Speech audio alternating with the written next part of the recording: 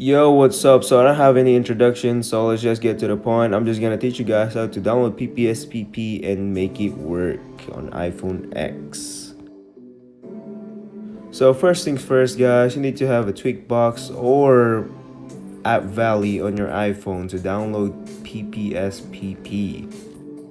So once you got that squared away, guys, you all need to have to go to General and then go to Profiles, which is that right there, and then click the tweak box, and all you have to do is verify it. Mine is already verified because I've been playing it for a while now, and once you're done that, then you're good to go. Actually, one more thing, guys, you gotta go to settings and tools and developer tools, and then change the CPU core into IR interpreter in order for you to make your Ppsspp work. Games, okay, games.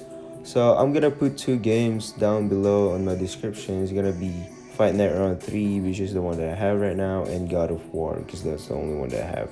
But if you need different games or you want different games other than that, you can easily go get them from LimeWire, FrostWire, or uTorrent, or whatever the fuck you have. But I'm gonna say this, be careful, guys, because there's a lot of viruses out there that will fuck up your devices, so be aware. So here we go, guys, and this is my games that I have right now: Fight Night Round 3 and God of War Ghost of Sparta.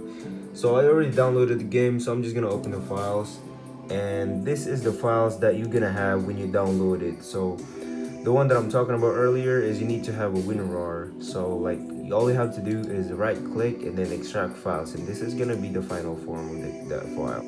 Next thing, guys, if you got Windows, which is like just like me, all you have to do is download Send Anywhere app, which is that app right there, so you can move your items. Next thing you gotta do, guys, is move the files from that into Ppsspp and PSP in system, just like I did. As you can see, I have all my games in that folder and it's ready to go. Hello, guys, I forgot to mention to download the Send Anywhere app in your computer as well, so you can send the file from your computer into your iPhone. It's basically a Bluetooth Anywhere, but it's not sponsored by them, but you know, I'm hoping you but yeah, thanks for watching, guys, and have a good one. I hope I helped you guys a lot, but if you got any questions, you can always like ask me, leave a comment down below, and it would be helpful. Thank you. Have a good one.